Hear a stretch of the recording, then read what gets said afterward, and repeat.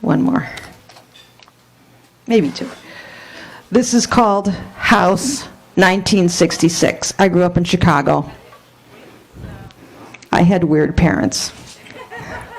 I still have weird family. So here goes. House 1966. My house was in Maywood, Illinois. Maywood. There's no such thing as a Maywood. Who names these towns, right? Out late, middle of the night, we had no keys. How are we going to get into the house? My father takes the long, tall wooden ladder, no aluminum then, and says to me, not my brother, let's go. We'll go up together. I'll be right behind you. You first. Climb up. Go through the window, into the house. Go down the stairs and open the door for us. My father and I went up the ladder in tandem. From up high, I peered at my brother and my mom down below. I could hardly make them out, but there they were next to each other, staring at us, separate from us. Little did I know it would be that way for the rest of our lives. All the way to up to and after parent death. Two of them, mother-brother, down there in the darkness, illuminated, just barely. Us, father-daughter, tippy-top, rooftop chimneys. The expanse of Maywood from up high, TV aerials teetering and bound up from house to house. Night sky having backlit clouds. Everything blue-black, glowing gray-white. Splotchy sky covered with clouds, Kodachrome clouds. I do remember. Slow it down now. Why hurry? We breathe in the same syncopated breath with each rung of the ladder. We do. Father, daughter. Remember, we are locked out. He picked me, not them.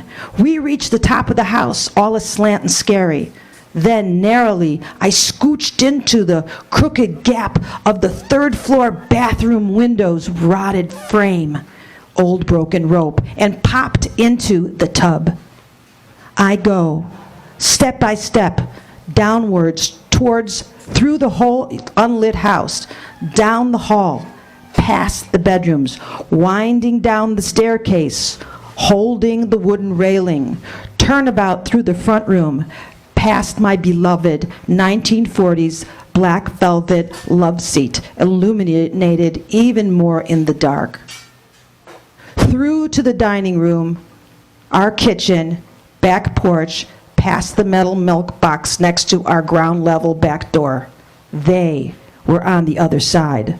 The doorknob was too big for just one of my little girl hands to open, so I double-handed. I grabbed, twisted, and pushed. Pushed. The door flung open to the rest of my life and what it was going to be for the four of us. Emotion bomb. I still got this memorized, even to now, in case I get lost. 506 North 6th Avenue, Maywood, Illinois, F540-128, a time before they were area codes or zip codes.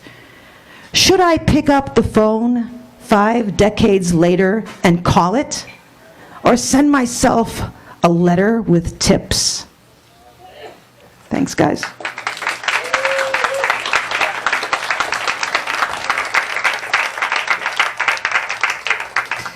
Okay, this will be the last. It's called Poetry Soul, and I read this for all of the poets and writers that are here tonight that shared their poems. So this is to you guys. Poetry Soul. In my being, I don't know where poetry in me starts, and the human takes it from there. It's all mixed up. Yet, I say 75% of me is poetry, that much. Within and about is the section in me where poetry lives. It is not hiding, but mixed in with the crowd that's me. Poetry is not visiting me this lifetime. I'm visiting poetry. I got sucked in or invited in or maybe both. Poetry won't do time, but for me to best explain things to you, time-wise must do. I try. Poetry self is hanging out within all around my world, in this realm of mine, until, well, when I go, if I do go, well, who the hell knows? Then I'll be wooden spoon folded into another persona of my poetry self, like cake batter, only better, a better batter, and the cake will rise and be even more delectable with more in the mix, collecting, recollecting.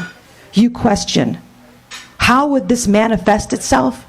You guys, take in our poetry, take in our readings, and you did, and we thank you.